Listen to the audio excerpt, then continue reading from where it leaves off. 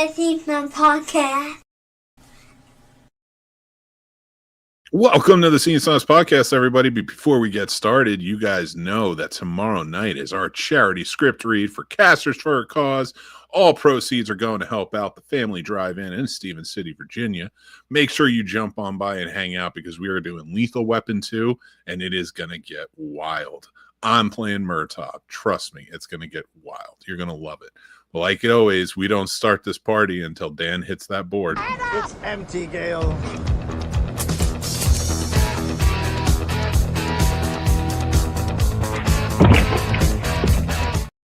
Oh, yeah, baby. That's right. Dan hits the board and we get started. That's always a lot of fun, and we always appreciate Dan. That was part of our last marathon that we did where we were doing a charity event, and he went right through that table. We appreciate you for it. We salute you, Dan. He will not be going through any tables tomorrow night. He's not a part of it, but we always remember you, sir. That's right. Yeah. So join on tomorrow at 6 p.m. It starts.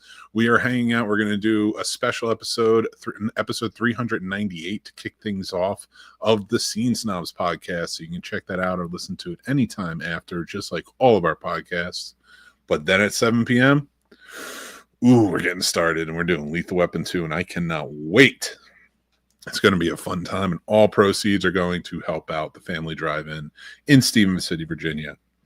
We will talk about that a little bit more in depth at the end, but no Paul tonight. Paul's busy. Paul had to be out of town, so it's just Mick by himself. No Paulie Wally, and we miss him. Though we have a very good stand-in for him, and he is the man. You know him from Sturdovision channel, from the Horror with Sir Sturdy podcast, the Popcorn and Pints, and so much more. The man, Sir Sturdy, is here, and he's going to be joining in with me.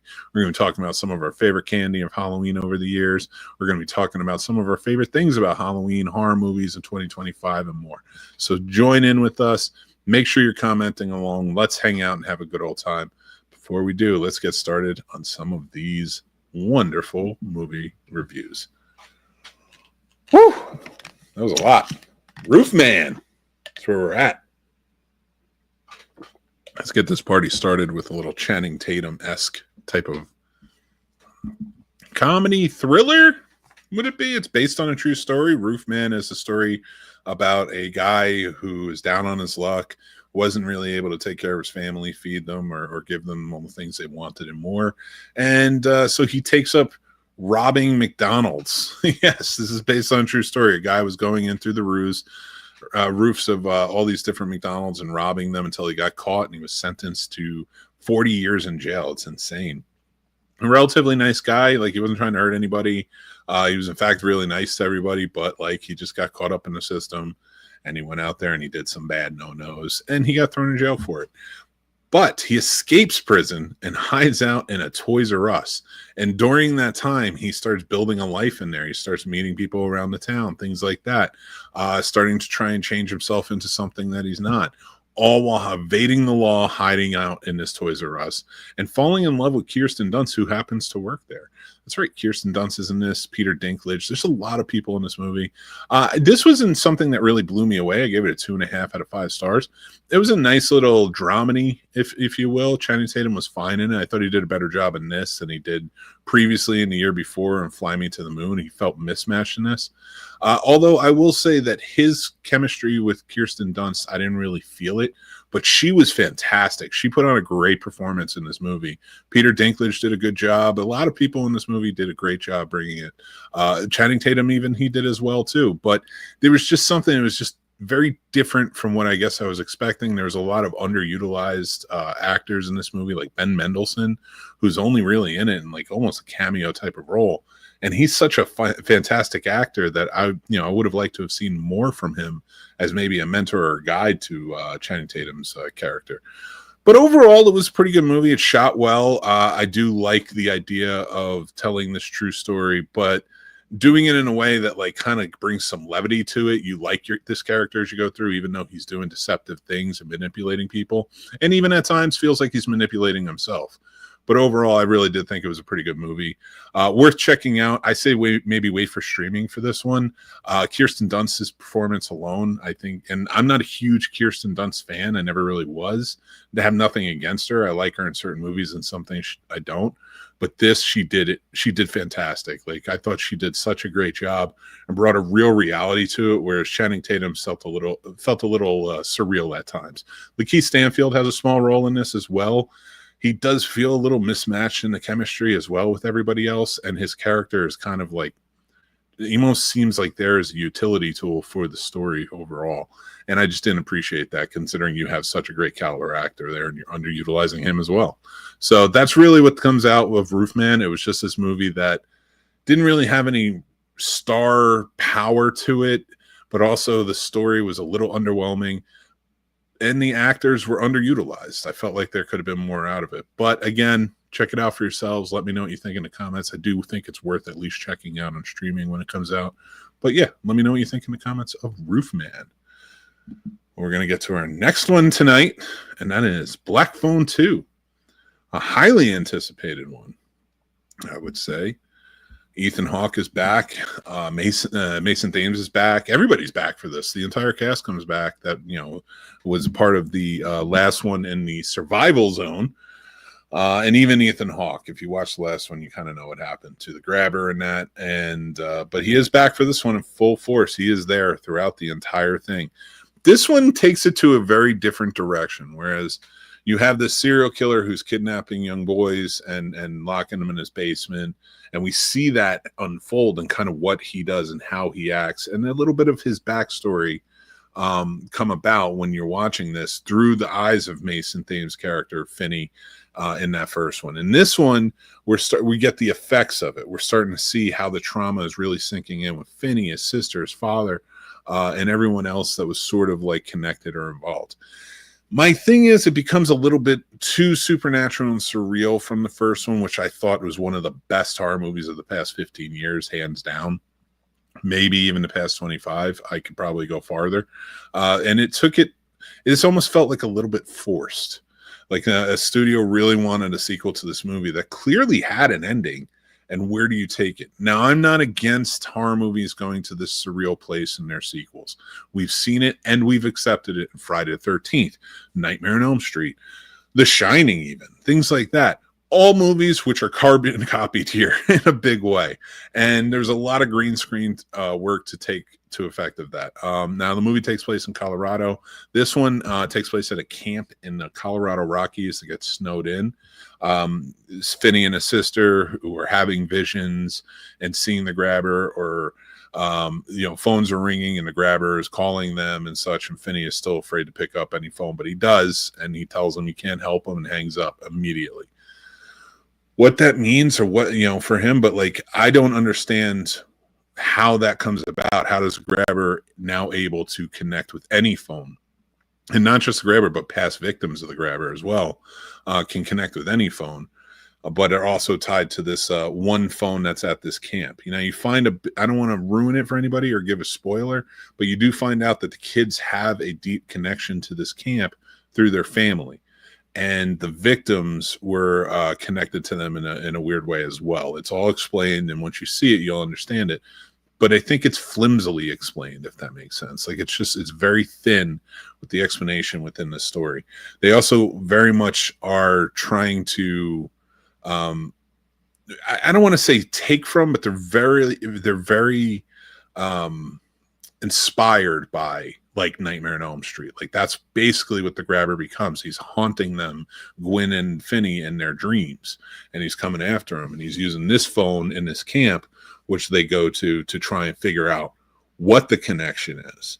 And as they're doing that, they're being terrorized more and more. Gwen in her dreams is being taken around and cut. It's very Freddy Krueger-esque. And it almost at times, to me, one felt like, all right, this is a very Freddy Krueger type of moment we're getting here. And I like that. I liked that in the Nightmare on Elm Street series.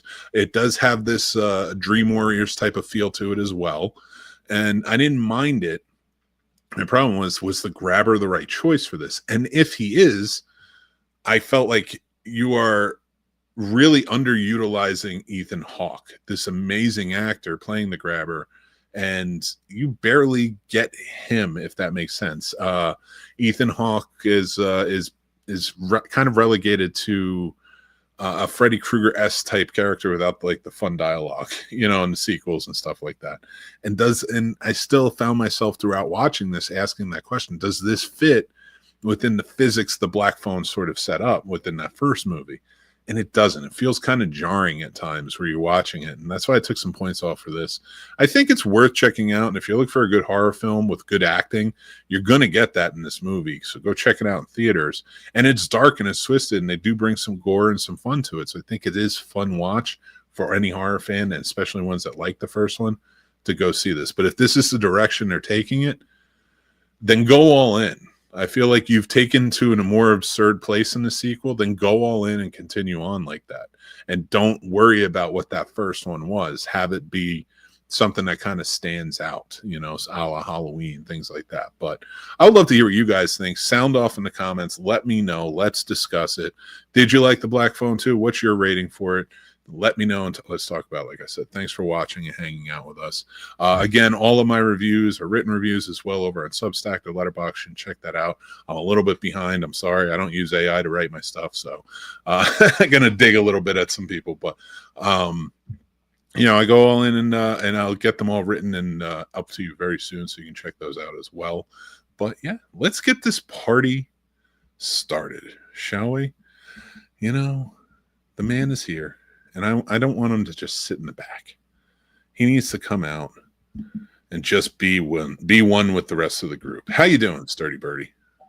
I've been better, I'll admit it.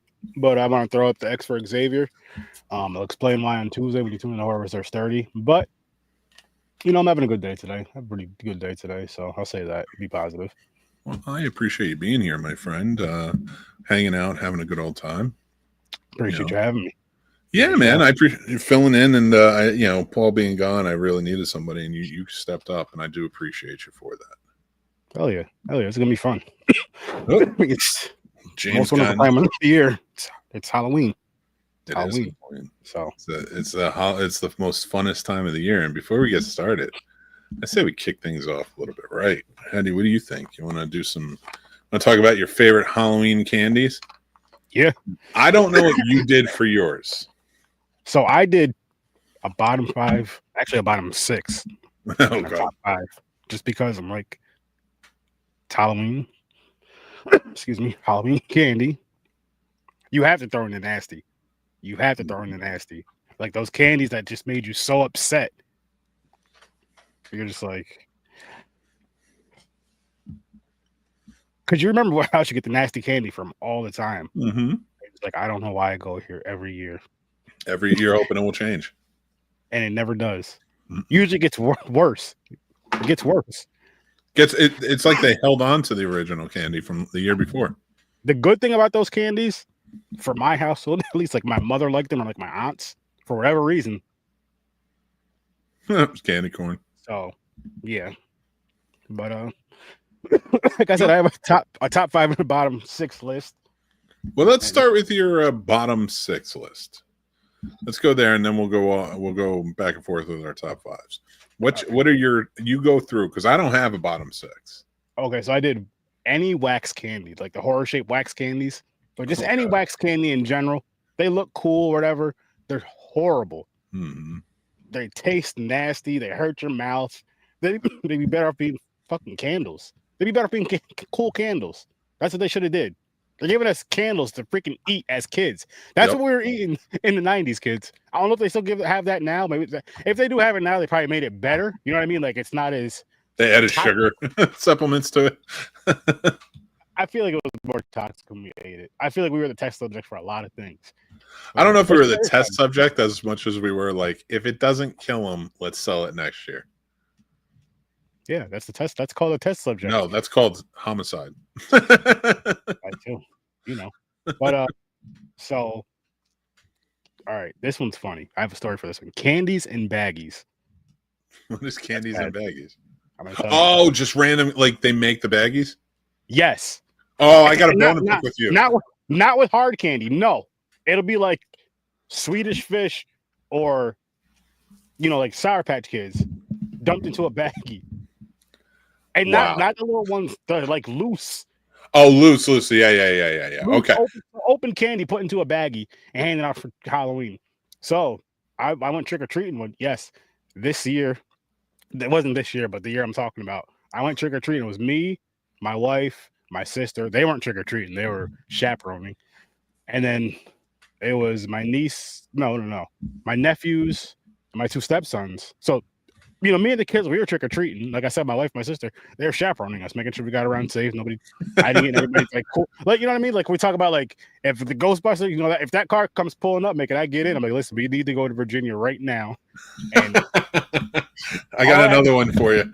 all I have to say is look out the window. Don't tell your family where you're going.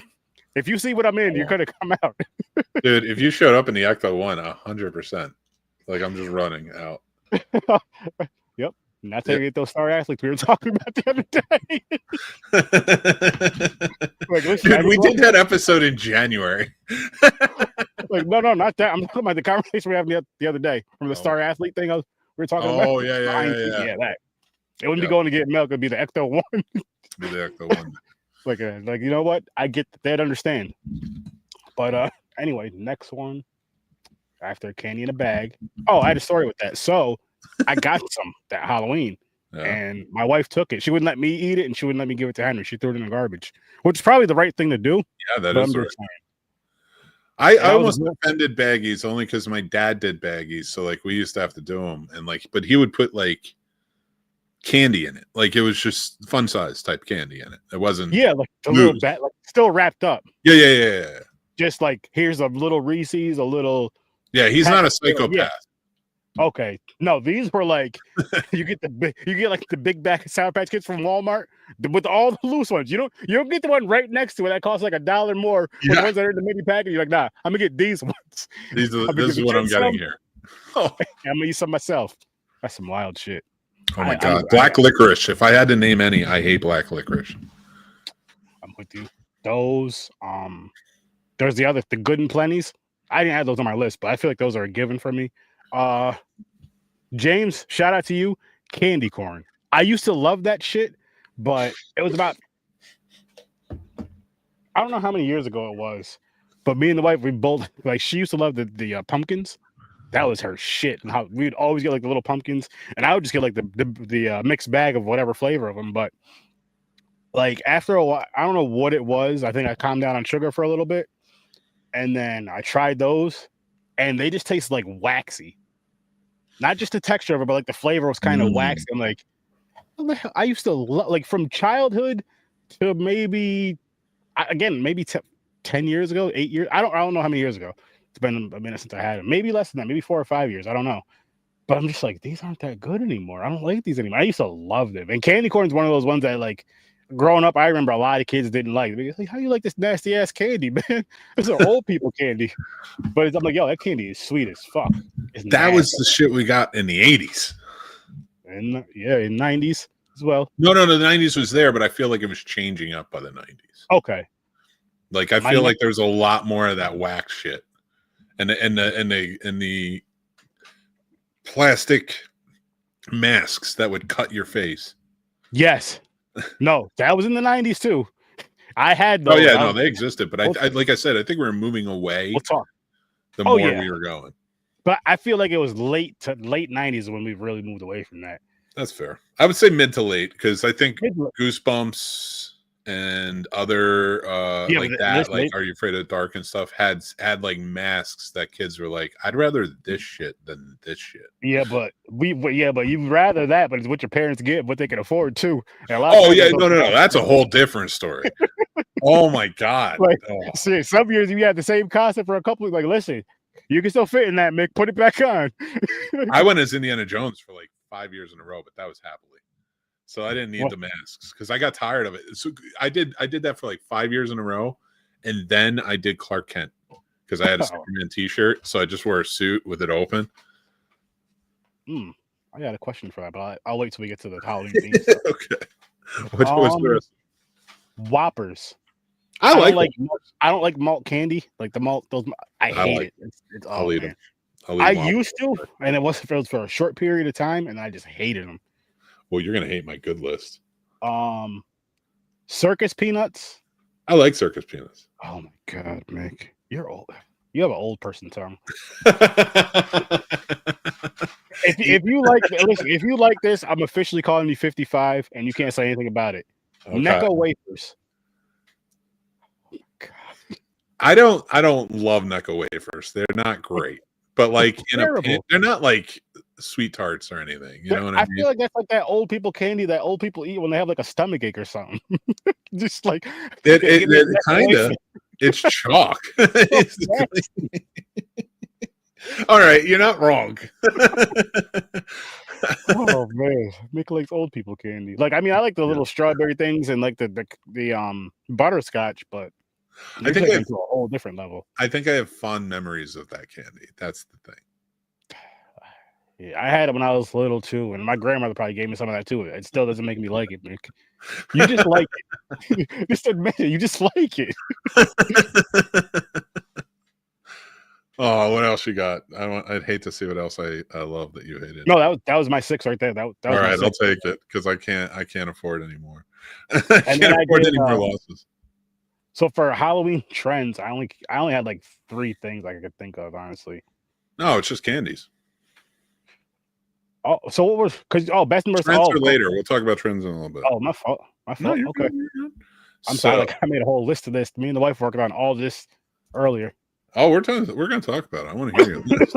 But we're going to go candy for this one. So what's your number 5 candy? Ooh, number 5. All right. So let me just look at my candy. You know what? Skittles. Okay. Good one. I think my number 5 is Mary Jane's. Oh my, they're good. No. You didn't like them? That was on my worst candy list. Oh, I already have 6. I had those. Because those are the peanut butter. You know the what the hell are they called? Peanut butter kisses. They come in the black and orange wrappers. Those were on my list as well. Come on, Mary Jane's were good. No, they weren't.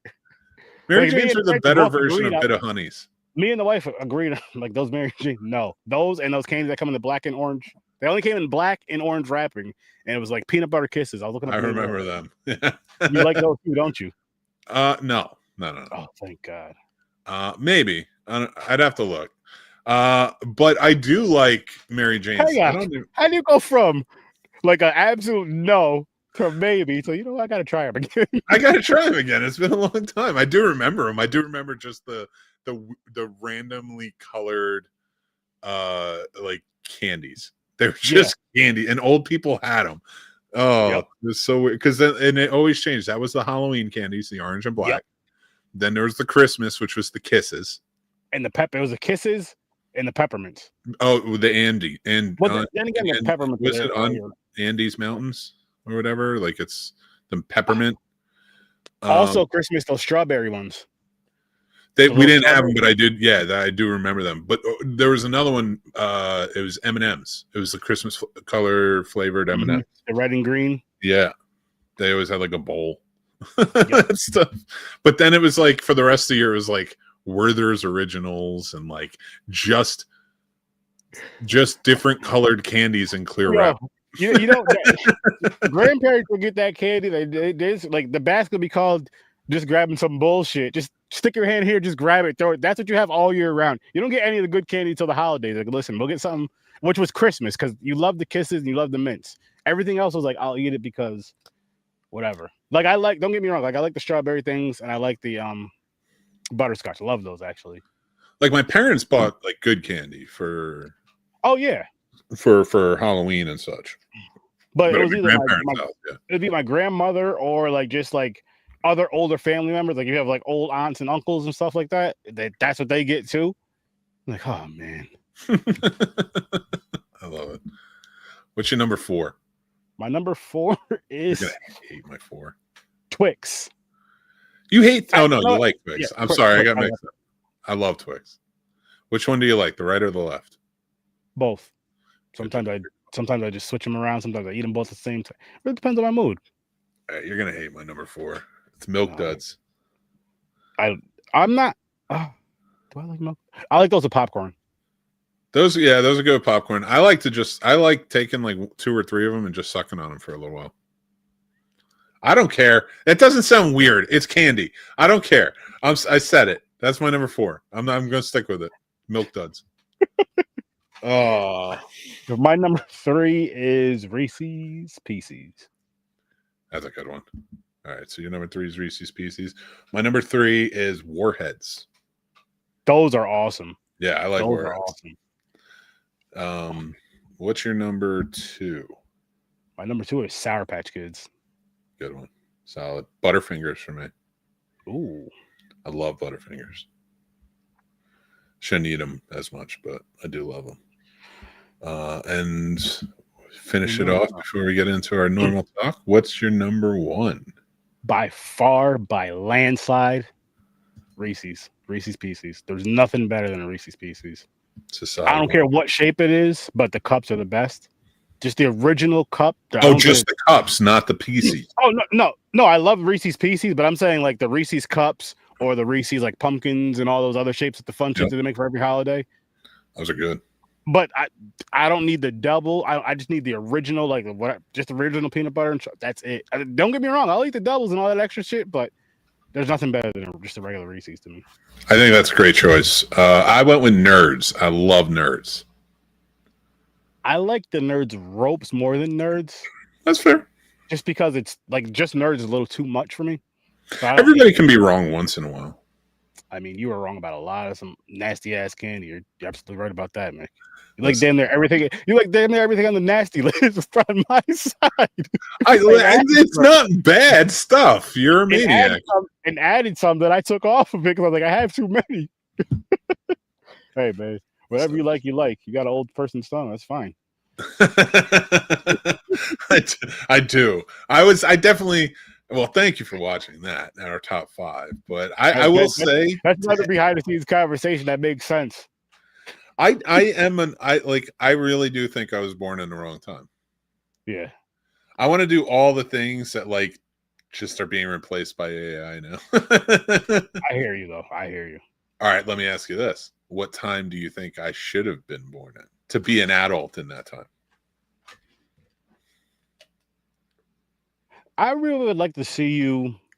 I don't know if it's I want to say, man, whatever that gangster era is, like the 60s, just because the cool cars, black and white movies. Okay. So like the 40s? Maybe something like that. Like I love those. Yeah, it is about the 40s, 50s ish. Okay. You have to be. That'd be an interesting one because, like, if I'm 43 at that point, I'm not fighting in World War II. I'm too old. Oh, you're talking about going back at the age you're at now, too. Yeah, like being where I'm at now. And like I would have come up in old Hollywood. So by that point, like working on that stuff, I probably would have, like, if I had to choose, I'd probably say the 70s. I love the independent boom of that time. You want a porn mustache? The 60s, I would 1,000% just traveled in the 60s. Like go to work with Kurosawa, work in France with everybody. Like as far as me going back to the past, I'll probably just go like with like the 90s or the 80s. I don't want to go back too far because you know why. That's fair. It's like, listen, unless I could be like a chameleon, like, listen, I'm gonna go back. Yeah, let's see how this really was. Established, right? I establish us. Then I bring you back, and you're already powerful. You'll face a lot of racism, but you'll be friends with Sammy Davis Jr. I can deal with that. Okay. Face a lot of it now. I don't even know Sammy Davis Jr. So, hey, this friendship, hey, we'll make it work.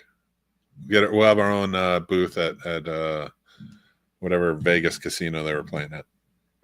Yep. Oh my God, the 70s would be rough, but I would also like be in my 40s because I'm not going to Vietnam. It'd be fun though, is to be able to go in different periods of time, right?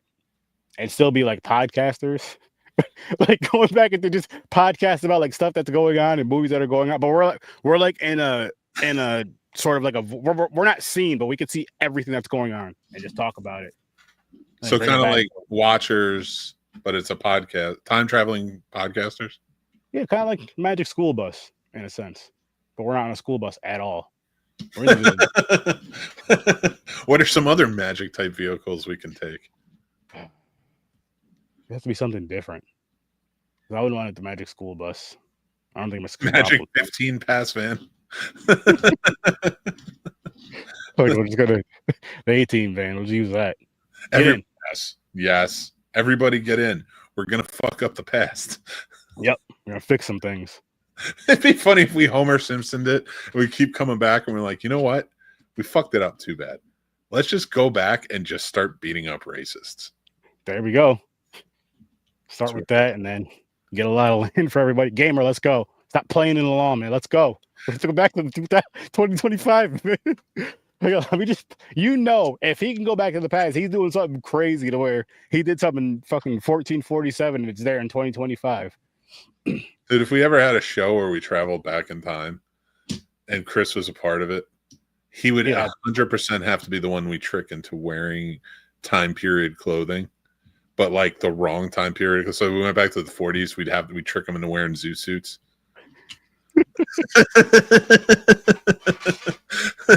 The 70s, and he is like all decked out. Love Child, baby. It's all there. I'd have to throw Henry in that mix with Chris too. Let them be the. What's a movie you'd want to see in theaters if you could travel through time? Oh, there's so many. The original Friday the 13th would be awesome. Opening night. Yes. And I would want to see, like, if you could see it in I would love to be able to see movies like that in two different, like, one going in like not knowing anything about it, but then also going in there like a fly on the wall, knowing everything about it, and just seeing like the fans' reactions, like their first legitimate. It'd be cool to see like people's first legitimate reactions for all those iconic horror movies. The OG Texas Chainsaw Massacre, The Exorcist, of course. Just because it's like I know the hype that they gave for it, and I love the hype that they do for that kind of stuff, but what was it really like? Especially something like The Exorcist, with how big religion was around those times, and just how horror wasn't where it is now. Yeah. And people weren't so desensitized to everything. Yeah. That had to be an awesome. And again, I would love to go in there first. I would say first as a fan that's seen it and just to see the reaction, but then next time would be going in there like I've never seen it and seen it the first time with these people. Yeah. That would be awesome, and it'd probably change the fear factor for, because the first time I seen it, I was laughing, but going back and what was it, 70? What year did that come out? Exorcist? 73. 73. Imagine going back in there, seeing it for the first time in 73, not knowing anything about it, and I'll say that, and never seeing anything like it. Like you're just so it's like all the horror that you've seen, or your horror knowledge is just up to that point. So you've never seen that movie. You know what I mean? So you've seen previous films, but you haven't seen that. I would love to see Psycho, because that movie created showtimes. So like to be able to see the impact that movie had and to see it on a big screen.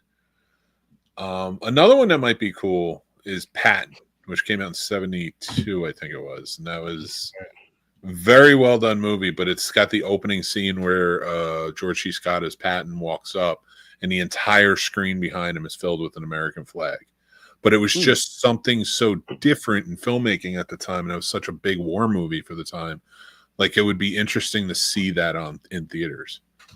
I got another one. This one's an older one from the 40s. Bela Lugosi, The Devil Bat. One of my favorite movies from that time period. I thought that movie was so freaking cool. And to be able to go back in that time period, I had to be invisible then, because yeah, those were rough times. But to be able to see that film though, like, and then seeing it with people that are seeing that for the first time would be so freaking cool. Because that was just, oh man, that was. I like that better than like him in Dracula. Way better. Yeah, but you wouldn't want to go see Dracula on opening night, like just to, like. I mean, I'd want to see that, or like a Frankenstein and like an opening night, or even at the premiere or something. To see everybody react, and we're just sitting there kind of like, yeah, this is so dated comparatively to what we've seen.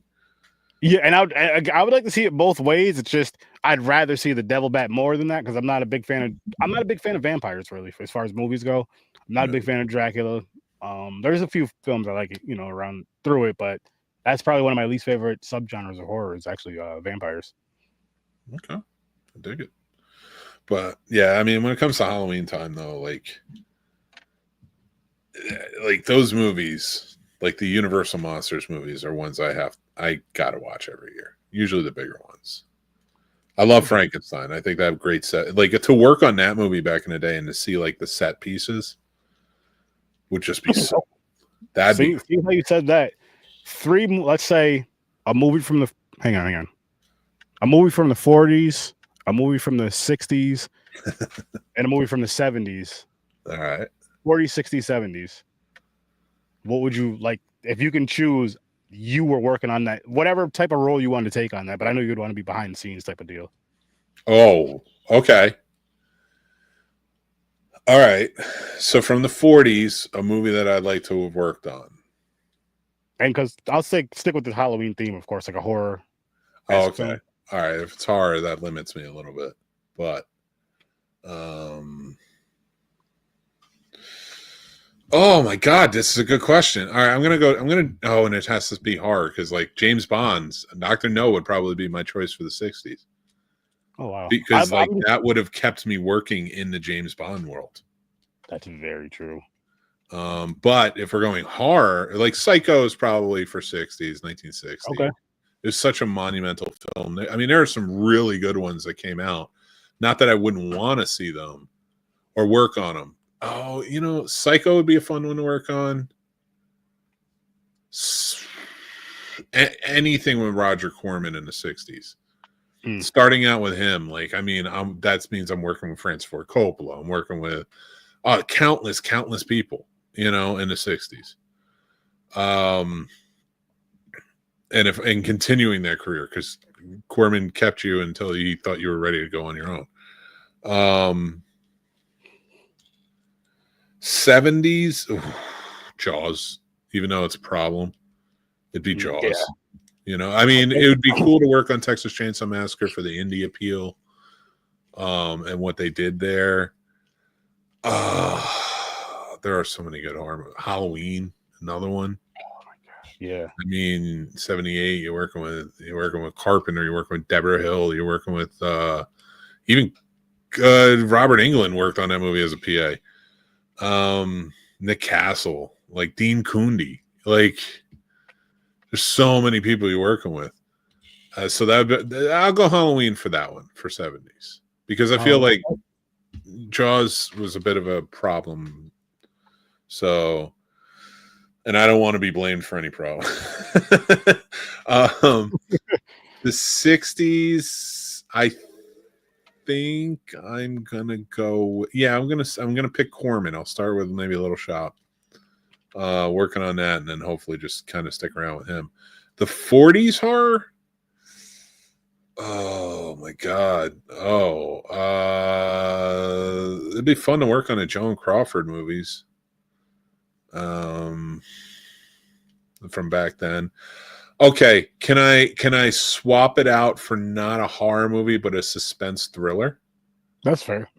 Double Indemnity, hands down one of the best, if not the best film noir of all time. Maybe the Third Man is a first or second. It can change between those two, but the work with Billy Wilder on that, oh man, that would be amazing.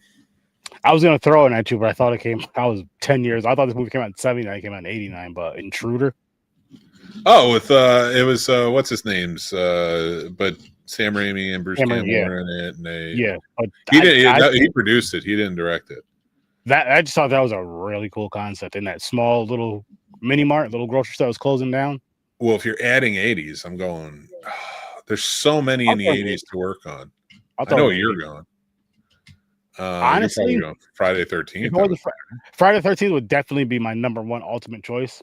But if I couldn't do that, I'm gonna say Intruder, just because I thought it was so cool. and unique how they, especially like the way they did the kills in that store. So I used to work at Target, and I used to, the machine that would crush the box. So there's some things, not everything, because they were in a grocery store more so, but something I was familiar with. So I'm just like, that's pretty damn cool that they used it like that. Yeah.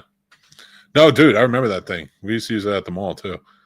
And it was, and actually, I used to work at the post office. We used to use it there too to crush down like plastic or to crush down the papers and stuff to recycle it. Oh yeah.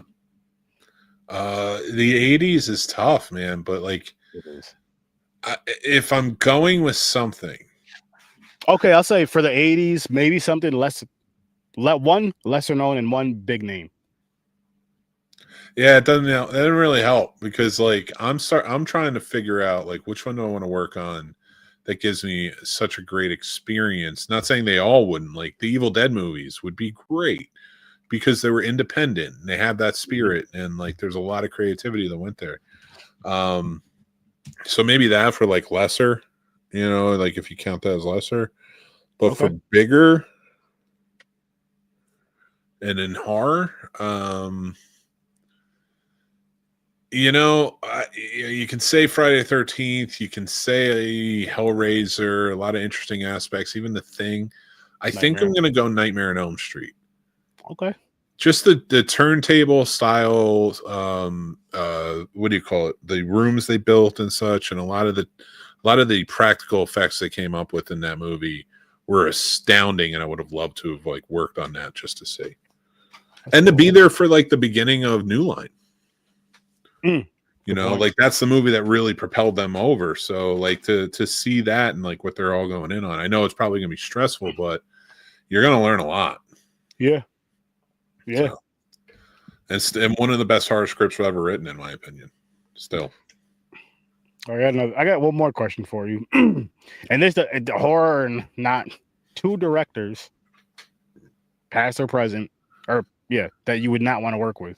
That I wouldn't want to work with. Ooh. Yeah. Zach Braff. And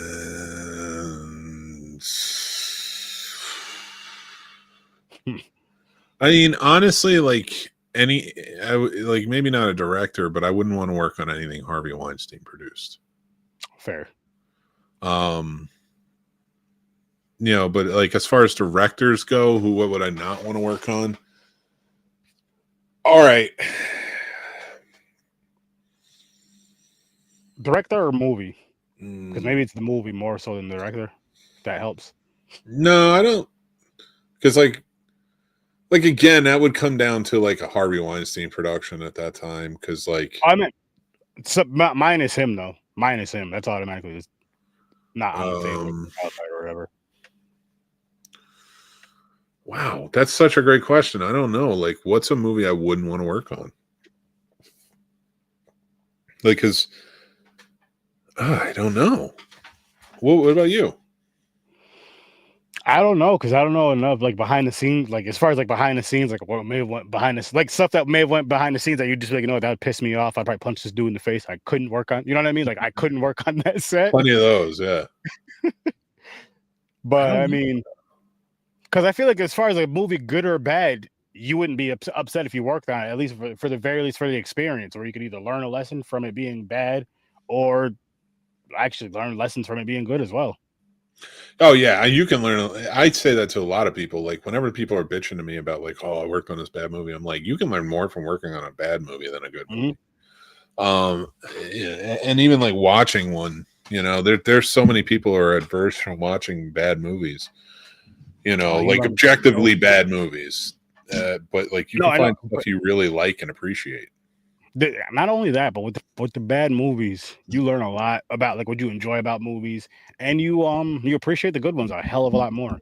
The ones that you really enjoy, you appreciate them so much. That's why like a lot of the films, like on my show, the way I do my ratings and stuff, is because I watch so many bad movies. I'm like, listen, yeah, I've watched this, and there's times on the pod where sometimes the wheel will hit, which it's happened to us, like 3 weeks worth or a month's worth of just horrible movies. Then we'll get that one. We're just like, oh my goodness, thank you. I know.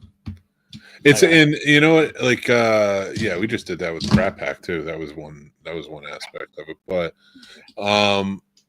like for me, like when I'm watching, like especially for reviewing, taking it from that perspective, and this, I think this for filmmaking too, and or any aspect of anything really, like, but like you can learn more, or you can learn better how to comprehend the stories from watching bad movies. Oh yeah, because you see that Not a lot only of bad movies, but bad movies. no, but with bad movies, especially to where it's like everything's bad about, especially the story. It's like because a lot of times are the movie's bad because you can have pretty good acting or good acting, and just really just it could be just written terribly. Like the people are hitting their roles, but the story's going nowhere. And Yeah. you do appreciate that because just like these people are really good. Like I would love to see them in a better produce. I don't know if it's better produced or better directed. You'd be able to answer that more than I could, but just Depends. a better story is what I'm saying. As far as like how it's going, like a better story, a better paced story, this, that, and the third. Because it can even have beautiful visuals, but the story's just like thrown way over there. It's like they spent the money, whatever. It's like they had the experts for everything but the story.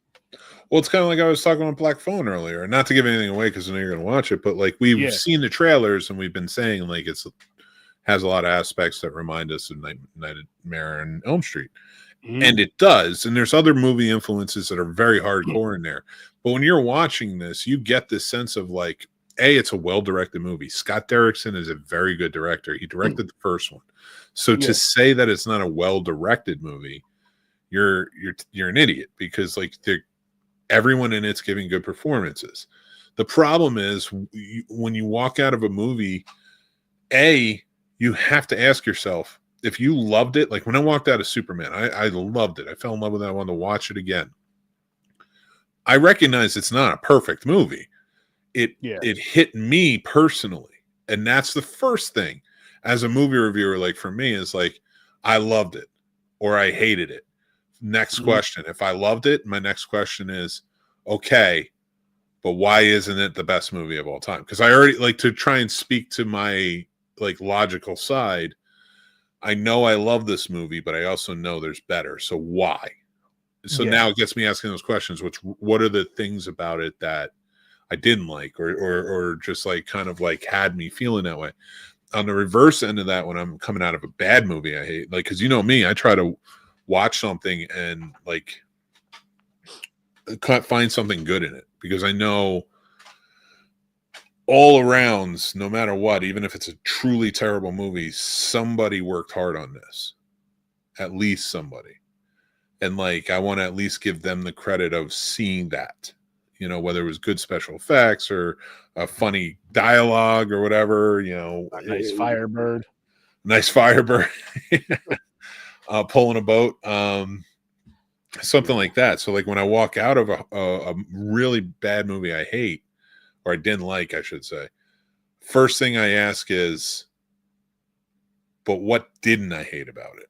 And I realize that seems like an innocuous, simple question to ask, but you need to ask that the minute you walk out, or else you were just saying to yourself like normal people do, and I don't fault them for it, I hated that movie. Then that's all you get. I hated that movie. There's no more introspective. But I need to do introspective. If you're going to be reviewing them, I get that, and I have my reasons that a lot of movies that I don't like or that I say I hate, but like I have my reasons. Go watch the episode. yeah, absolutely. Like no, we're not giving this for free. But I do agree with that. Like I remember we just having conversations and stuff like that with my brother John. He was talking about like with bad. He's like even with bad movie reviews, try to pick out at least one thing you like from it. You know, because it's somebody's art, this, that, and the third. I'm like, I could try to do that, and again, I'll pick if it's a nice car in there. That's the best part of your movie. Guess what? That's what I'm pulling out because But I do give, even though the movie is terrible, and I'm going to give them the rating I give, but I will give people the credit for actually creating the film and doing all that. But I'm not going to sit here and give the movie extra points as far as being good because it was made. You know what I mean? I see what you're saying, and I agree. That's not a reason to just. I mean, it's further than, you know, somebody talking about a film or writing it on paper and never, ever working on one. Yes, I get that. But I mean, you put the product there. It's just like when you, honestly, you know, it's just like doing homework. You did your homework, but every question was wrong. I guess I often find myself looking at it as like, okay, if I'm walking out and it's a bad movie and I don't like it, but we know there's degrees of bad. Oh yes, There's bad movies that we absolutely adore and watch over and over again.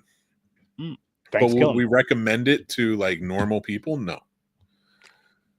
I'd recommend it to horror fans or something. People I know would actually appreciate it. I tell people, like, if you watch this show, you know my sense of humor. For Thanksgiving, you know what type of person wants that type of deal. Yeah.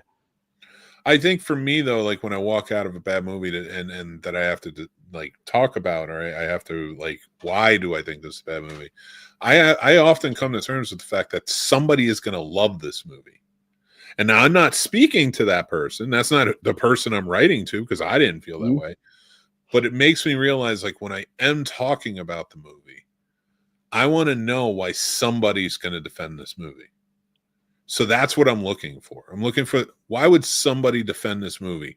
Is it an emotional scene in the movie that I think really resonates and works for people? Is it this visual effects are just astounding and like bring like a beauty to it that you just weren't aware of? Cinematography, you know, could be that. Was the sound excellent? Was the soundtrack the best part? You know, whatever it was that made somebody feel or say, I love this movie. Because look at how many movies, even back in the 90s growing up, were like, this is bad. This is terrible. And it's on TV now and people love it. And movies that were like beloved movies when we were younger, and they're nowhere to be found and nobody sees it or tells anybody to see it anymore. That's why, again, it's over on Horror Source 30 and Popcorn and Pints, and even over here on the Scene Snobs, we watch movies from damn near any era, whatever. It's for I'll say for Horror Source 30 and Popcorn and Pints, because we don't usually do newer movies. We do it here very rarely. But we usually do a lot of older stuff, and it's cool to go back and watch the older movies that are new to me. Yeah. Just to be in certain conversations. Like there's certain movies you hear people talk about all the time. It's like, oh, I get that part now. I got that. Like Godzilla, I learned so much. Oh yeah, so much. But and it opened up, like stuff like that opened my eyes up to watching more Japanese cinema from that era. You know, nice. Back to the 60s and 70s and watching stuff from there, and it's fantastic, and like I'm loving it. Yeah. I'm glad. Like. That's the one thing I really enjoy about doing this. That we're so different from a lot of people. A lot of these channels, and not putting down, like it is what it is, but a lot of these channels, it's like very centered on certain types of movies, especially 80s and 90s. And now I got no problem talking 80s and 90s movies, but like I'm like, that's not the only thing I want to talk about. Like I wanted this, like if we're gonna talk about Godzilla, I don't want to talk about the popular Godzilla films only. That's why we went through every single one, you know, and like really just like, but I mean, we did the popular ones too, but like what I liked when we did Star Trek versus Star Wars, that was fun. It was different. Now we did it at a very stupid time, but it was fun. Like we've learned our lesson. And the sad part is, like, we all communicate very well. We were just like, I'm doing this in January. We should do this all in January. That's a great idea until you start doing it. And it's like, yo. Oh my God, man. That's why I was so glad when we went to James Bond. I'm tired. It's like I'm tired of seeing kaijus and spaceships. That was it. Yeah. After that, I think we just needed to do comedies for a little while. We were so like, I need this out of my. After every marathon we did, we'll do like some raunchy comedies in between just to get us, you know, to let us kind of decompress. Because they're good films, but it's like once it gets past 6, it's like, okay, this is getting ridiculous. I love these films, but this is getting ridiculous. And then with Bond, once it gets past, there's 25. There's 25, and you did the extras. I did all the extra movies and the TV shows and all that shit. And like, let me tell you something. That was a trick, because I was done so much earlier than the rest of you. Yep. That I had to rewatch some things to be ready to discuss it on Popcorn and Pints. Because you were also doing classic movie reviews, right? Yeah, once a week they would come out. Whatever. My plan was to do two classic movie reviews a week for the 2 James Bond movies we were talking about. And I started doing them on the date we decided we were going to start. But then something happened and like we didn't like go for 3 weeks. So I was so far ahead. I was already watching them and writing my classic film reviews for the movies. I was like, This puppy started. I'm going. Bro, yep. Which I know we got to discuss that over there, but as far as our franchise, we haven't done our trilogy wheel yet. Which Yeah, we haven't done one in a while. We're almost finished. maybe we could do spin the trilogy wheel in January, and then maybe do the other one in the summer. Just because we haven't even hit it yet. We've been doing some other stuff, but this is fun. I'm having a good time this episode. I want to talk about you. You made a list of Halloween stuff. Let's hear it. What do you got for us? So worst Halloween trends. Oh, we came up with 3 for this. As far as when it comes to like adults, because for kids, if you do, the cute costumes, it's cool. But for adults, I can't stand it. Like if it's spooky season, I want it to be real spooky, not sexy season. You got all year fucking around to dress like I'm not gonna say what, but I'd rather it be like people really getting into the horror and really having a good time with the horror. Even if you don't go super scary, but just really respect and get into the horror. So all like the pink all that, unless it's for little kids, I get it. But stop that shit. Wait. All right. So, okay. So just to add to that, I think one of the dumbest fucking trends on the planet, every time I see it, I don't have problems with sexy costumes. I have problems with new sexy, trendy costumes of high school kids from TV shows. That's like Wednesday. Like when I saw like women dressing sexy, like a sexy Wednesday Addams, I'm like, she's in high school. Yeah, be Morticia. Yeah, but like an adult, little kids. Like it's so, and I get like it because they did it with Harry Potter too, which felt so weird.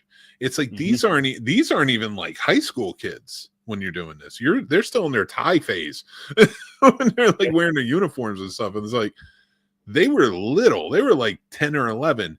Yeah. You're being weird. Like women, I'm sorry, it's weird. Like if a guy's really into it, you need to ask questions. Like that's where we're at with this. Like it is a weird trend when you dress up like a high school or like younger. Don't would you want a guy to pick up a child like a high school girl? Like no. If you were, like no. So why are you like there's so many other ones. There's like one that it seems like every OnlyFans girl wears, and it's like this Spider-Man onesie, or like you know exactly the one I'm talking about. Onesies. It's like everybody wears them. And it's again like even with cosplaying. I mean, I love it when the people actually go as the actual characters, and I think that's what it is with the Halloween stuff because I know how much. Well, I don't know how much time and effort, but you know what I mean. I know how much they put into like the passion they put into something like that, to where they take that stuff serious and they want to look as close to the movie or as close to the whatever content that they're getting it from, whether it's film or animated, you know what I mean, live action or animated. And I think that's like that amazes me. That shocks me. That's so, you know what I mean. That's like that is awesome. That's unique. The whole trendy, sexy, it's corny, it's boring, like it's played out. Everybody does. It's like, oh yeah, I don't mind a sexy costume, like you said with cosplay. Yeah, like if you were dressed up like Sailor Moon or whatever, still weird. It's a high school thing. But if you're at an anime convention, it makes sense. Yeah, because they already draw it that way. Again, it's odd.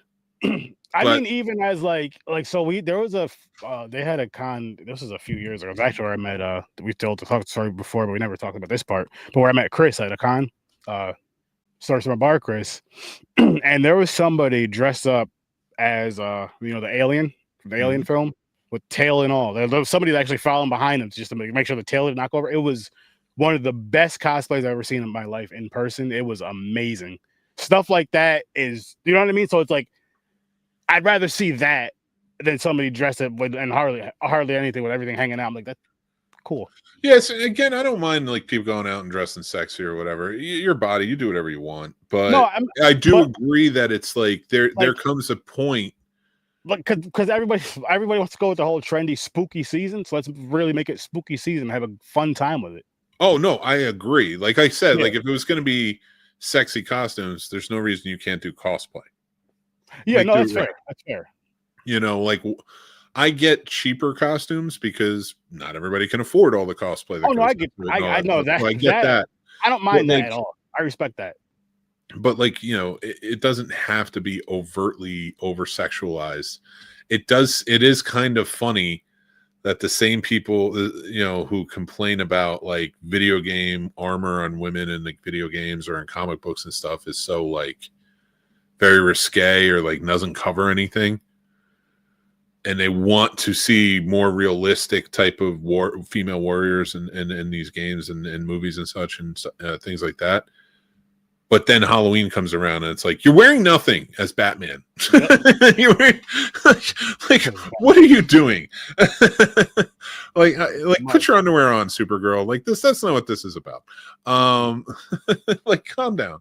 It's one of those things where it's like, you know, you're not celebrating Halloween. You're looking for a reason to fuck, and that's the same thing on St. Patrick's Day.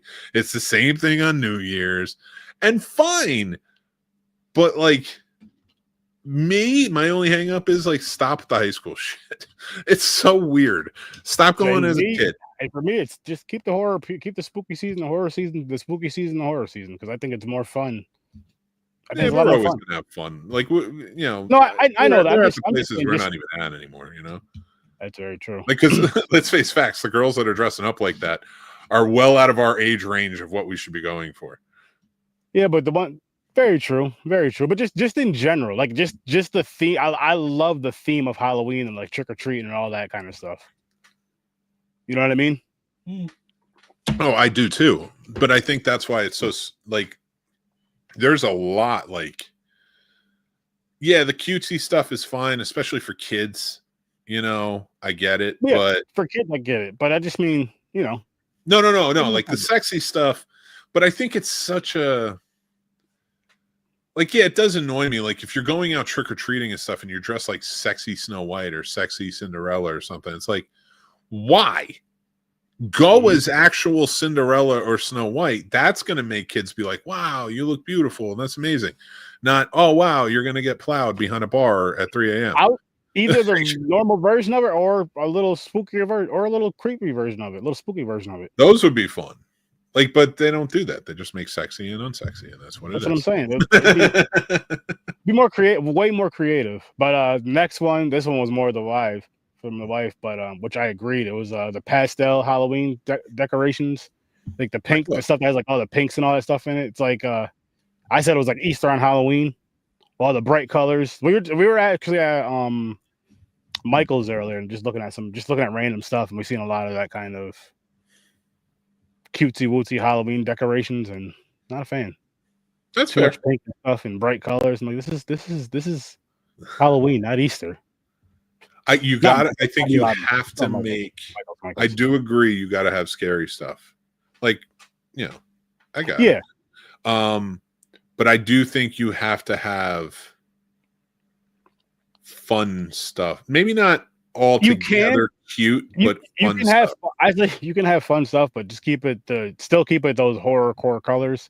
Don't I agree with that. Don't make it the Easter Bunny. Because it'll be like a pink pumpkin or something stupid like that. No. Leave it black, orange, purple, like something a darker color.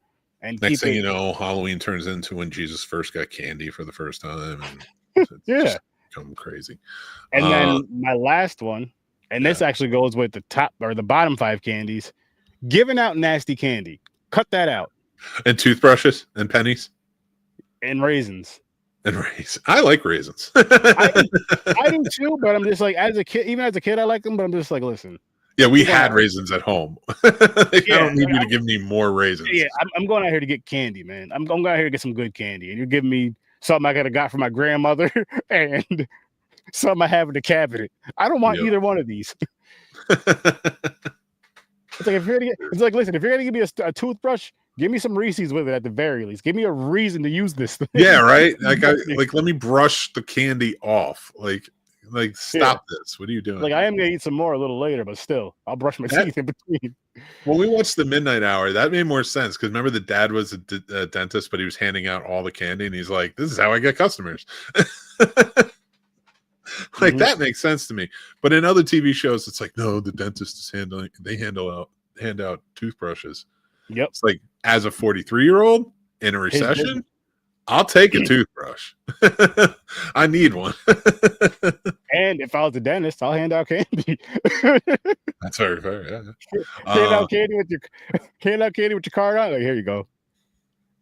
What do you think the See you most in a few alluring weeks. part of a Halloween is? Is it the candy? Is it the trick or treating? Is it the scary stuff? For me, it's the movies.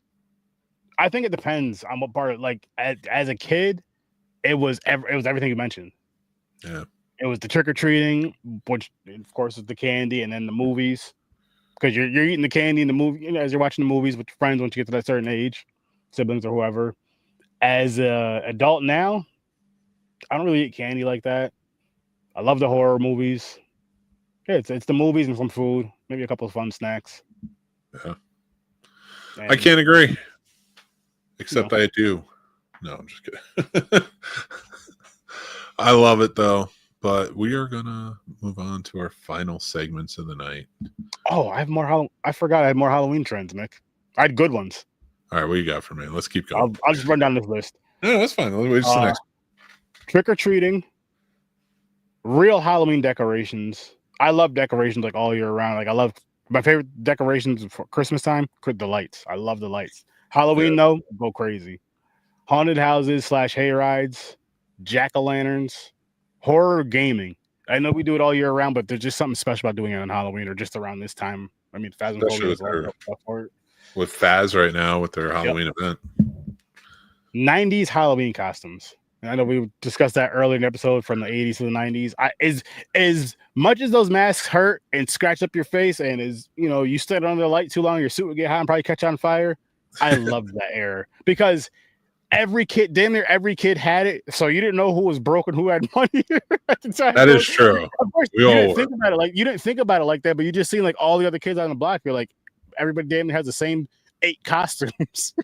Dude, you know what's crazy is how like when you watch Trick or Treat or other horror movies where they have like it's Halloweeny and all the kids are in those masks and they just look creepy, like animal masks and stuff.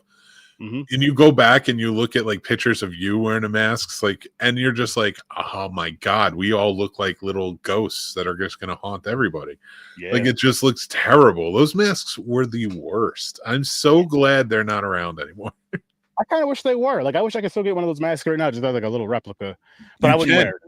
You can. They have replicas of the old school costumes. The cool part is, it's not a hard plastic mask anymore. No, I'd want it to be. Well, no, because it's dangerous. You know, if you ever find yourself in a fight and the other person is clearly much more, they're winning.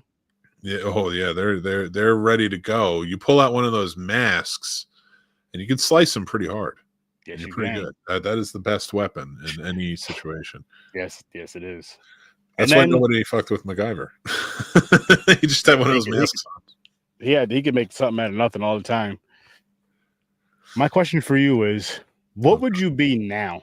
But from no, what would you be now? Any type of Halloween costume, or it was like the tip top of whatever it is, what would you be? My brother and I always kind of joked, but I always wanted to be in like immaculate shape for this. And so like if I could be in immaculate shape, like looking like John Cena running down the friggin' hall with the shirt off, I would put on like those nude color underwear so they look like that you're naked, and then bloody myself up, put on sneakers, comb my hair back like this, and then get a fake chainsaw and run around like American Psycho. That's interesting. I would not do it looking the way I do now. Yeah, I'd call the police. You know what it is? It'd be a weirdly interesting. Like I'm not wearing it out while kids are trick or treating, running down. No, I know that. But like if I'm in a Halloween party with adults, yeah, I'll do that. I figured it'd be the right theme, the right area. You wouldn't be just doing this just anywhere. Yeah. I'd be very concerned. Yeah, no. There's certain, like, so now again, but like most of my costume choices outside of that are now kind of teetering on the cosplay side of things. Mm-hmm. I think like if I was in good shape, I could make a good Thor. Okay. You know, I like that costume. I thought it looks cool. I have Stormbreaker, so like a life-size Stormbreaker. So, Nice. ready to rock and roll. Let's do this. Nice. But like that's where it starts teetering more on the cosplay side. Yeah. I mean, it still counts. Still counts. Although I did once, and it was fun. A Charlie Brown, all the holes in the ghost outfit. It's very easy. It's just a nice, easy one to do. There you go. So, what about you? What would you do? I'm actually gonna steal one that I was always hoping you would do, but one would be Godzilla. All right.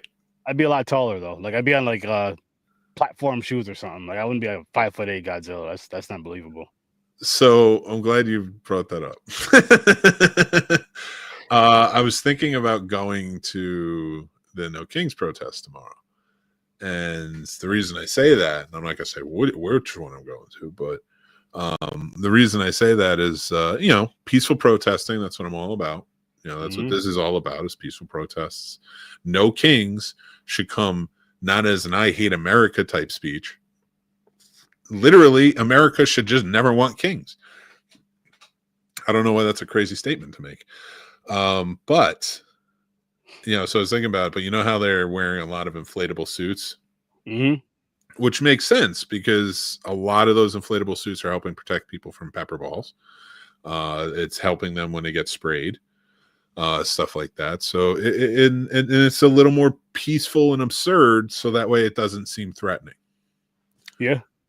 I thought about going in a Godzilla. So, could you imagine a 6'8" dude just showing up with a Godzilla? One of the I'm gonna tell you right now, if this was you in your, I'd say maybe early 30s, definitely in your 20s, you're doing it. Oh, dude, what if? Okay, so again, I'm all about the peace, but in a hypothetical movie type of situation, like a PCU type of situation, where like I'm in a Godzilla outfit, like think of this, and for anybody watching us, think of this like a Family Guy episode. We're cutting to, all right, and it's just a random thought. Imagine Ice trying to fight me in a Godzilla outfit.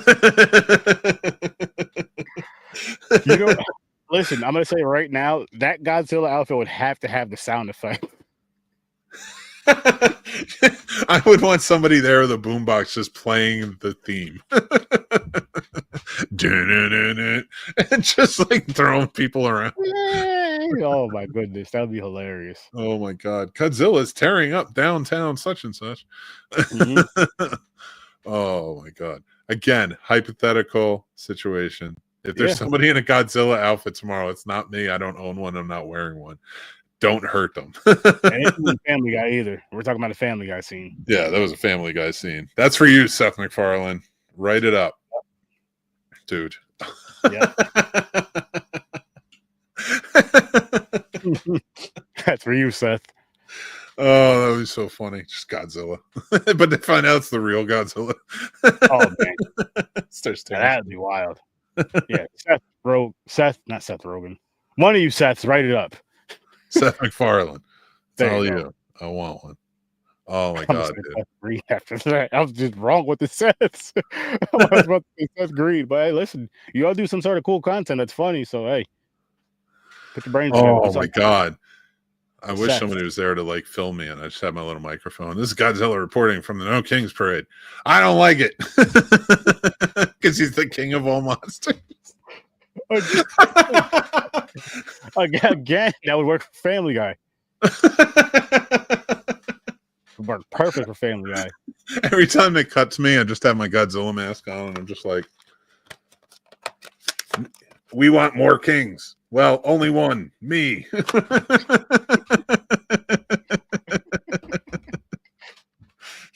Screw Khan.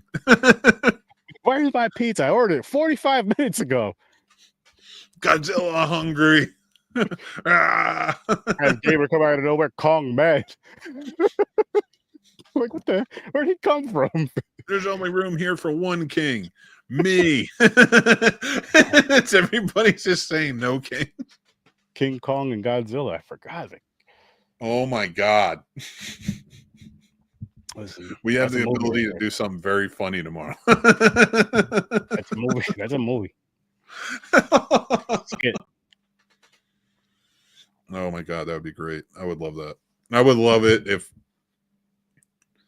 I'm all about peaceful protests, but I'm all about absurdity. And to All have right. two people dressed up as King Kong and Godzilla being counter protesters at the No Kings parade would be fucking hilarious. But they can't be MAGA. That's the thing. They have to be like, no, fuck those guys. We're about kings because we are kings. Yep.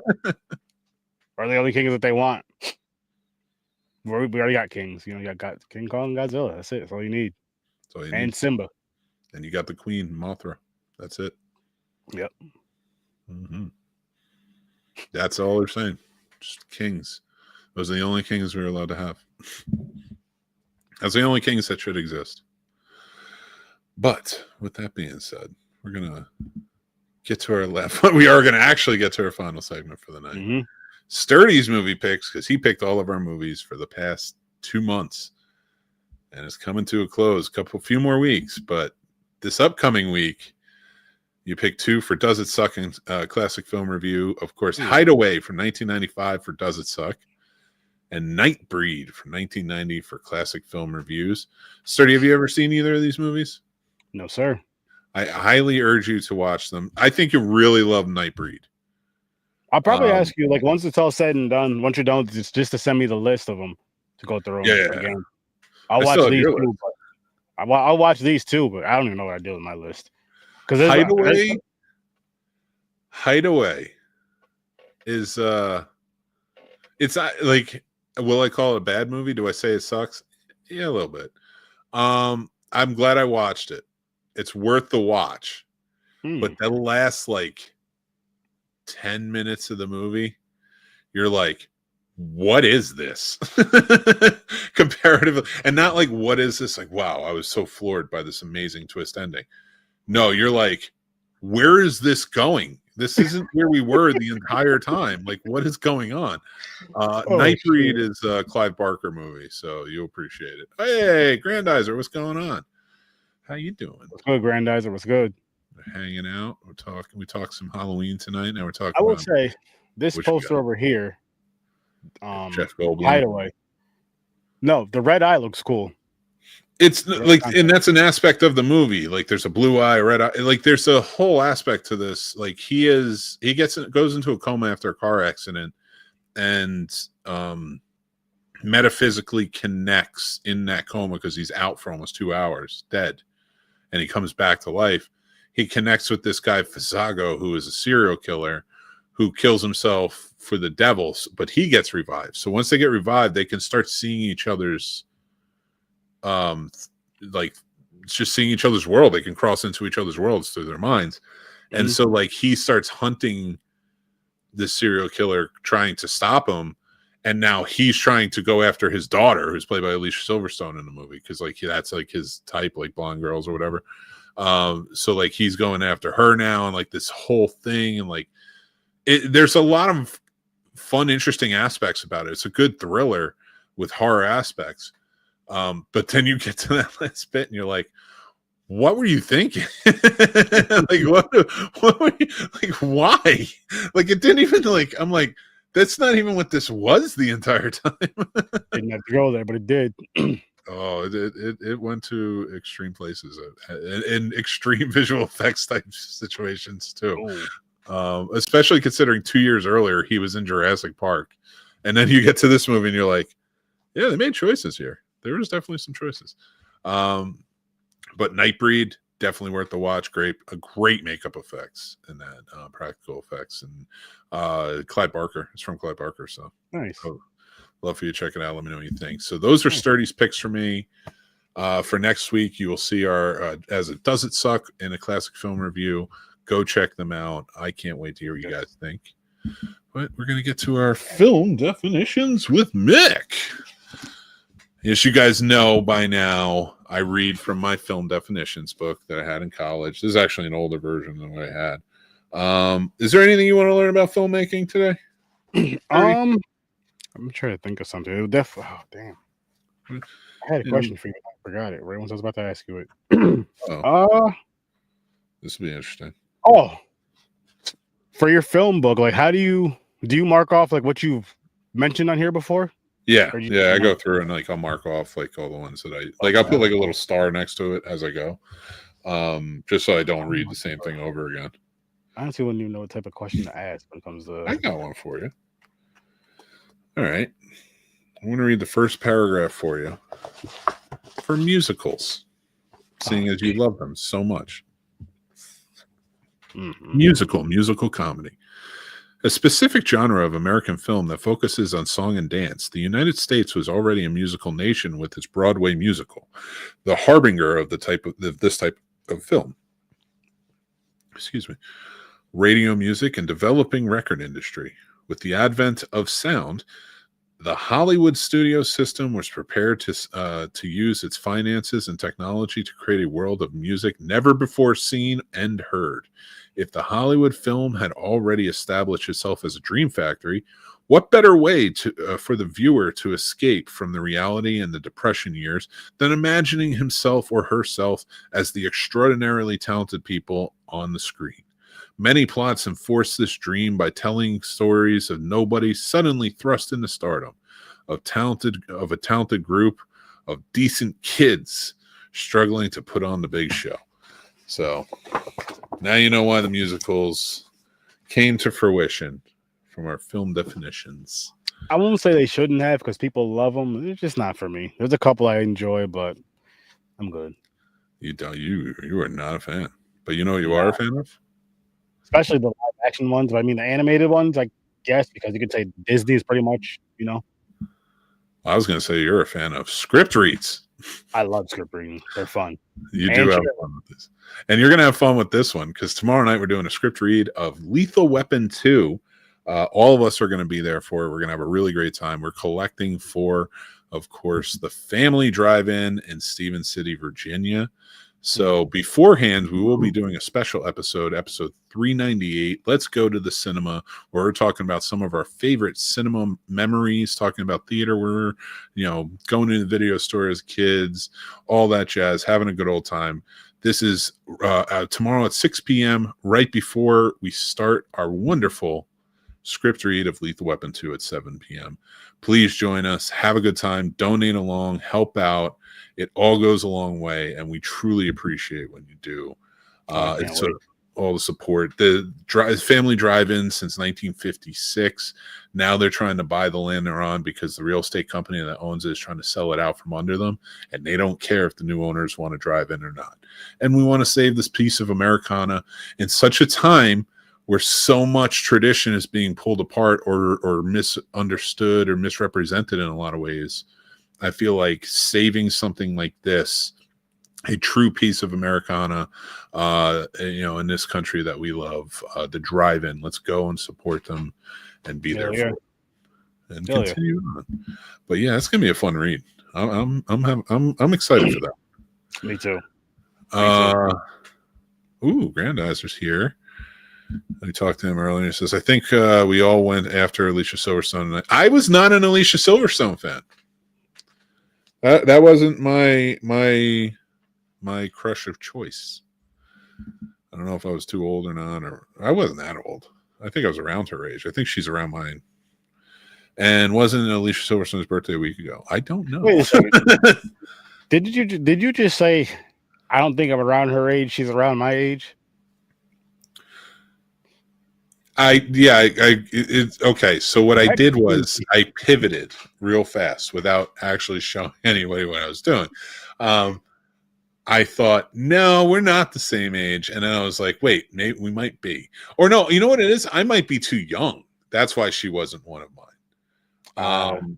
Although Empire Records came out the same year as Clueless, and I love Liv Tyler. She was more my type. And it wasn't like there's so many more but I think because I was younger, because like American Pie. Oh, okay, so she's 49, so she's not around my age. Yeah, She's like 7 years older than me. Shut up. It depends on which age you're going by. Are you going by the industry age or are you going by your real one? I'm going by my real age. I'm going by Okay. the actual age. And listen, let me tell you 47. something. Like Shannon Elizabeth was like the hot, like woman. American Pie, yeah. Yeah, American Pie. And around that time, and like Sarah Michelle Gellar from Buffy, Jennifer Love Hewitt. So I think I was younger than Alicia Silverstone at the time. Like she was starting, like I could see why a lot of people love her.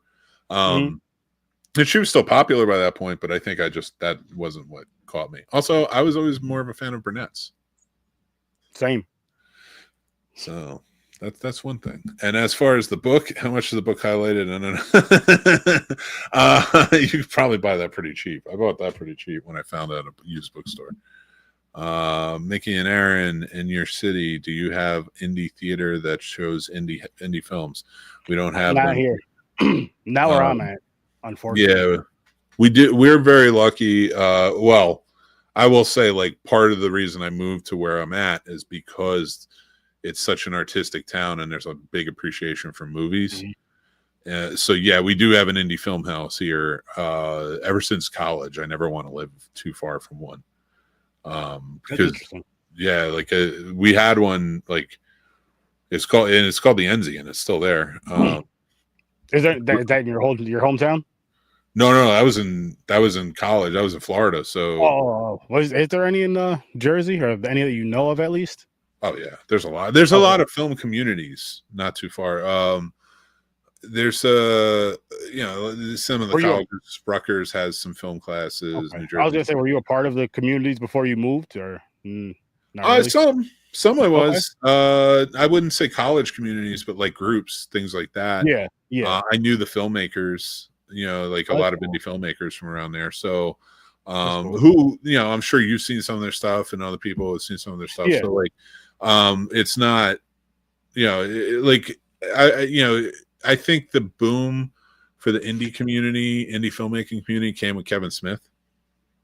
Okay. So like everybody was in on it. Like, I mean, and I'm not, that's not a bash. Like that's what indie film. Honestly, it was probably one of those things where it was like, oh wow, somebody from where I'm from made these indie movies and made it out of here. That's inspirational. Yeah. So like to me, so we didn't have a film school in my community college I went to. There was no film classes or anything. So I took theater and I loved it. I loved working in the theater. I had acted before in high school plays and stuff like that, but not really in the theater, not in a community playhouse or anywhere else. So when I did for that, like I fell in love with theater. Like it was cool. I really like my grandmother and my aunt got me into plays. I used to watch. It wasn't Masterpiece Theater. It was I forget which one it was. It might have been just shows, but PBS shows plays sometimes. They'll do it on usually Saturday nights, if I remember correctly. We used to watch those when I would be at my grandmother's house, and like she would talk about them, not just musicals, but dramas, comedies, the whole nine. And like I fell in love with just watching those. And then when I got to be a part of it, I had never cared about acting or anything like that. I got kind of strong-armed into acting my senior year of high school, so I was like, I always wanted to be behind the camera. I didn't give a shit. I didn't want to act. And I looked at it as like, okay, people are saying I'm pretty good at this. Maybe I should try it.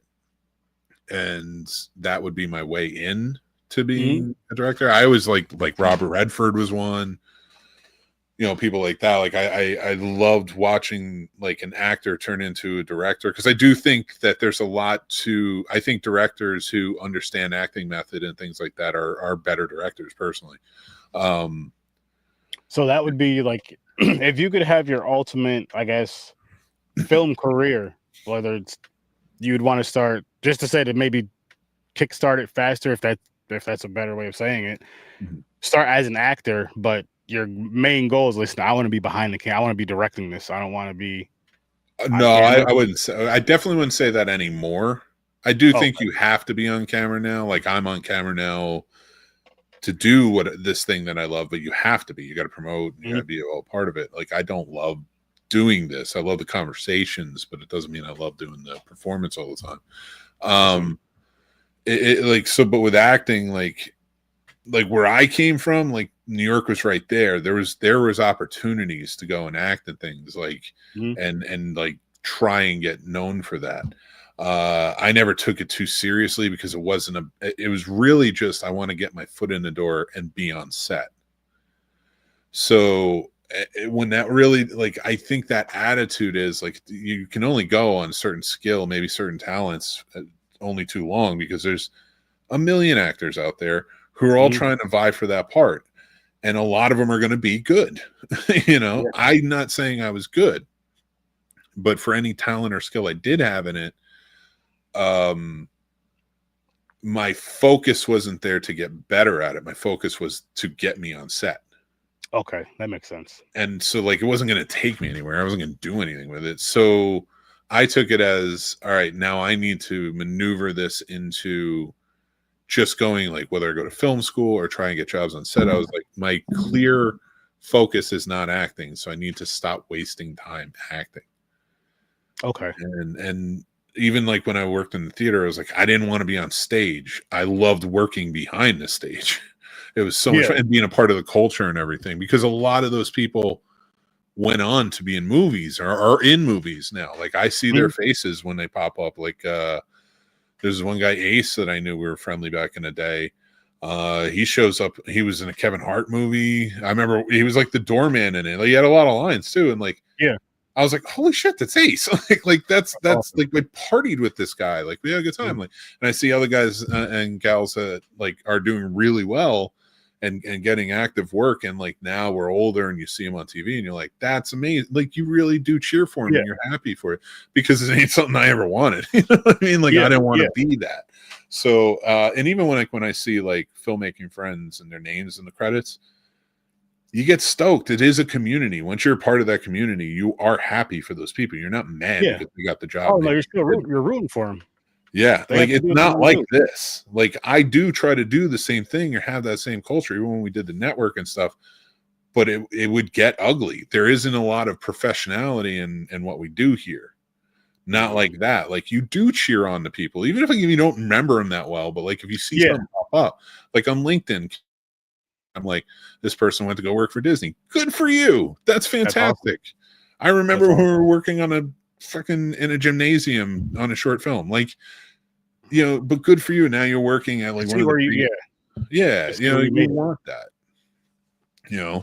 Because you want to do your own thing. You want to make your own way in it. So, I'm not dreaming about that. Like, there's a lot of people who did other things. I'm like, I don't want to be a visual effects artist. So like, if I know somebody who's going up in visual effects, I'm like, that's awesome. But also, if I know people who are producing, like, I'm going to cheer for them as well, because we're all producing our own shit. So, that I aggrandized a little too much. Grant, while the grandizer's here. He says Mick is acting right now. That is how good he is. Always in character. Mick's a character for sure. In Columbia City, Washington, they have the Beacon Cinema. Oh, nice. I can imagine in Washington too, right? Like, that's a very Oregon, Washington. Like, those are very, I want to say, art-filled type of areas. I wish I lived there or close by to go there a lot. Yeah, no, I get it. Like, if you can, you definitely should. Like, there's a lot of fun stuff to go see. Aaron, what you have to ask Mick is show us acting as sad Mick, and then drama Mick, and then horror Mick, and maybe man under pressure Mick falling down movie. That's what I should press this tomorrow. if you know Mick like I do, if he puts that in his brain, he will pop out and just do this randomly one day. One day you'll get a random. Yep. I'm definitely not in that mindset. Now you got to be in, like, again, because I'm not a great actor or anything. Like, a lot of actors can go into it. To me, it would be super interesting to see Mick give his takes on horror movie cons, like the big one in Cleveland this summer. They should invite me. Fly me on out. I'll go to Cleveland. I don't have no problem with Cleveland. Shoot. I'll Johnny. Hey, you can link up with Johnny. I'll hang out with Johnny all day. I love that guy, dude. I love our conversations. Yeah. Again, like another person, like, I don't mind when they're good. Like it's good. It's fun. It's interesting. Like I don't want boring. Like I don't want the same conversations over and over again. I also don't want to be shitty towards each other and stuff like that. Like my podcast is not your podcast and isn't that guy's podcast or that guy's, and it seems like it always turns into. So like the more I go on, I'm like, I just want to chill. Just gotta take a little, gotta rest a little bit sometimes. That's all.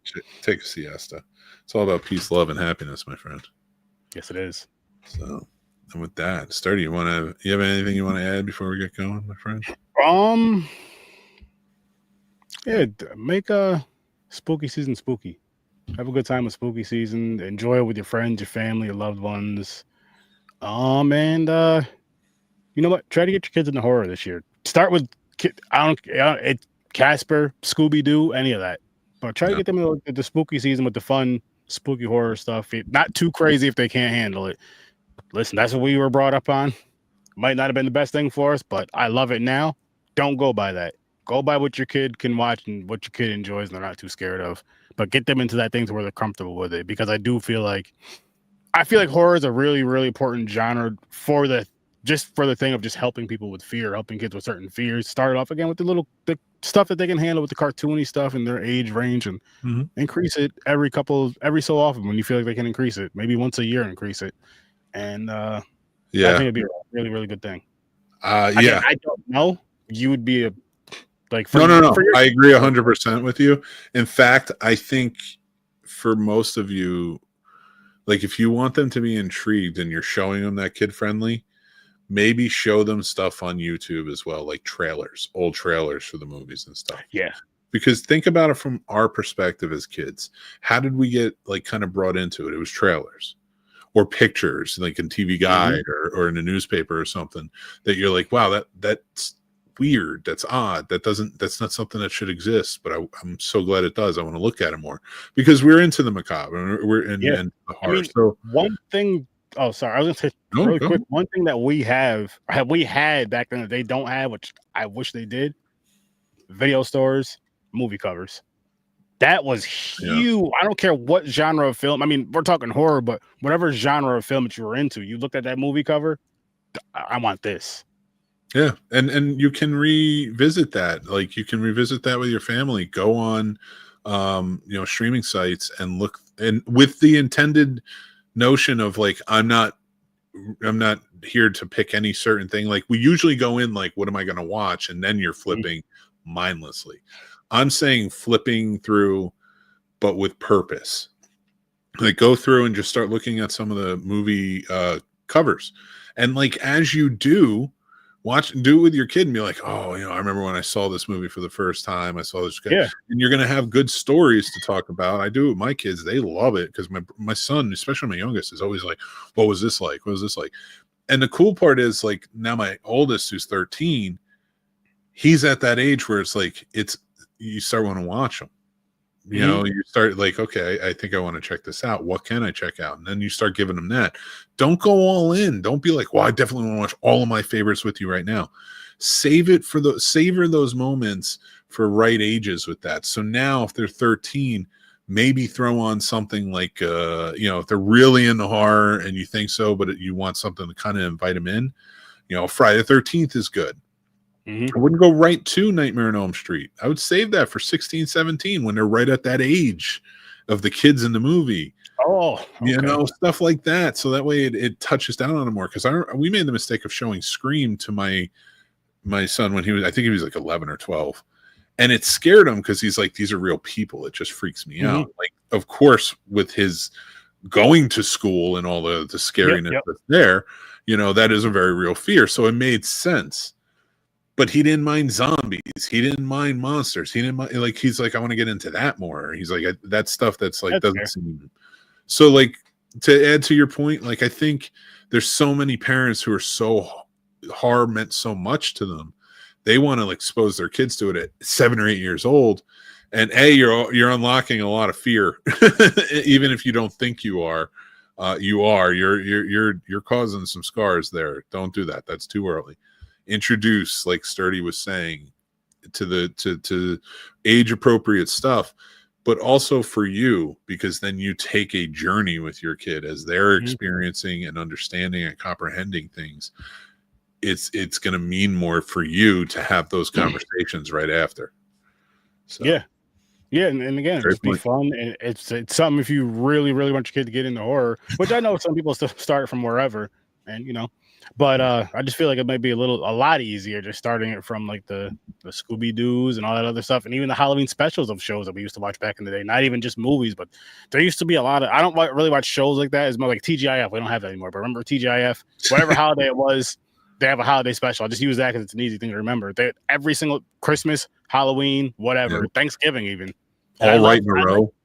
I like when shows really go there and kind of go that route just because it feels kind of good. It feels kind of cool. It's like it's holiday season. You're seeing the holiday. It's more festive. Like the way TV is now is so different. Everything's streaming. It's not the same. But I remember just turning on the TV and like every channel damn near has a Christmas episode of something on. Yeah. Every channel has a Halloween episode of something on, so on and so forth. Even like to the older shows that our parents would watch, there would be that theme of that episode, and I'm like, that's really cool. So go from like the adult shows down to the kid shows. I mean, I mean like freaking Sanford and Son, stuff like that. I don't mean adult shows like wild stuff, but you know what I mean. Like, oh yeah, I know what you mean though. But they'd even like have specials, not just the cartoon specials, but the like other shows like or like game shows stuff like would be doing like Halloween specials. Oh yeah, which would be fun. And they'd always have some like little fun spooky stuff or whatever the theme was. And then going back to the sitcoms, I loved the crossovers. Yeah. And then again, they would do them all night long, like so all 4 episodes. Snick always did it for trick-or-treating and stuff. So like a lot of stuff. I agree. And even the commercials were filled with Halloween type themes. Speaking of Snick, going back to stuff to watch with the kids, Are You Afraid of the Dark? Yeah, the OG one. I think there's a newer one, but I said the OG one. Or that was so like that was something that just more stuff that kept me into horror. There were so many shows that kept me into horror. Yeah. Goosebumps. And I'm talking about I was at a range where I liked from the kid friendly stuff to the stuff I grew up with, which was the Friday the 13th, the Nightmare on Elm Street, and the Halloween, like all the other stuff, everything else that. It was backwards. Like I watched the kids one, but I was like older. Yeah, it's the Halloween ones when you were ready, though. I'm with you. I did. I was so into it. I liked it. Yeah, they were fun. And you know what it was though. You know what it was that I do like that I did start horror the way I did too though, is because like a lot of the stuff we picked up on, the themes we picked up on from those sitcoms that have like the Jason mats, and you knew exactly what that was. Like I know kids know now. But we knew exactly what it was, and we seen the movies, the Freddy, anything that was like pulled from those, we just knew, boom, over that, and it made us want to watch the movies even more. Sorry, the shows even more when they would like tease it. You know what I mean? Like do a little teaser trailer of it back in the day. Oh yeah, it was so great. Roseanne always had the best episodes of Halloween. Back then. Yeah, hell yeah. Yeah, did some really good ones. But yeah, great points. Watch them, guys. They're out there. You can see them anywhere. Go check out these old episodes and keep Halloween alive. Keep that spirit. Keep the horror love alive. Mm-hmm. And do it age appropriate. I still think that's just a good idea for you guys, for you and your kids and stuff like that. I think it's I've been like doing this research for years. I think I'm going to write a book. I'll get AI to write the book because that's all AI does anymore. It's just write for everybody. So bitter. I'm going to write your life story, so I'm not using AI for that. Just for spelling corrections and grammar.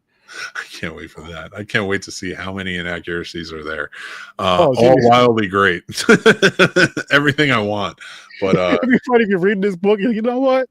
I'm going to sign this off as my life story after all. I think I want this life story. This is now my new life story. He really flew the Enterprise? Yeah. Yeah, right above the Grand Canyon. It was crazy. Start telling your grandkids these stories. All right, we're gonna go. We have some Phasmophobia to play tonight, so you can always see us on our ghost hunts. But I want to thank our sponsors tonight, Lestrauen, who do their custom blinds, curtains and shades and things like that. They're beautiful. You send them your space and they will put together custom blinds, like I said, curtains. They got it all. So, and shades. You're going to want to take advantage of this. There's 20% off down below in the link. Also, School.com, Story Society. down below. Go check them out. It is a great platform of creators, filmmakers, and so much more, all connecting and just trying to help each other out in this wonderful little industry. And they have a lot of cool stuff to go along the way. So go check that out as well. Nice. And you get a discount with that link as well. So, but again, tomorrow we'll have episode 398. Check us out at 6 p.m. And then at 7 p.m. we are doing a charity script read of Lethal Weapon 2. We'll all be there having a good old time, donating. Everything is a part of is going towards the family drive-in in Stevens City, Virginia, who needs our help. And I want to say thank you to Sturdy for being here. Thank you to all of you for being here.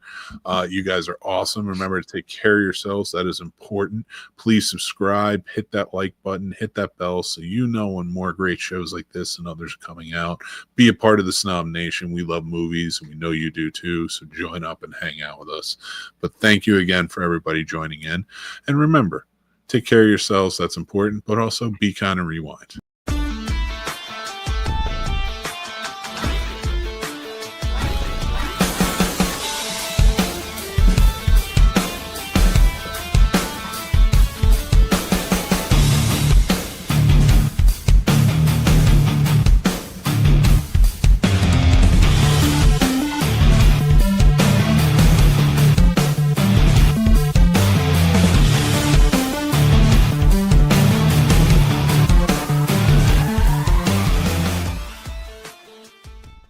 Have you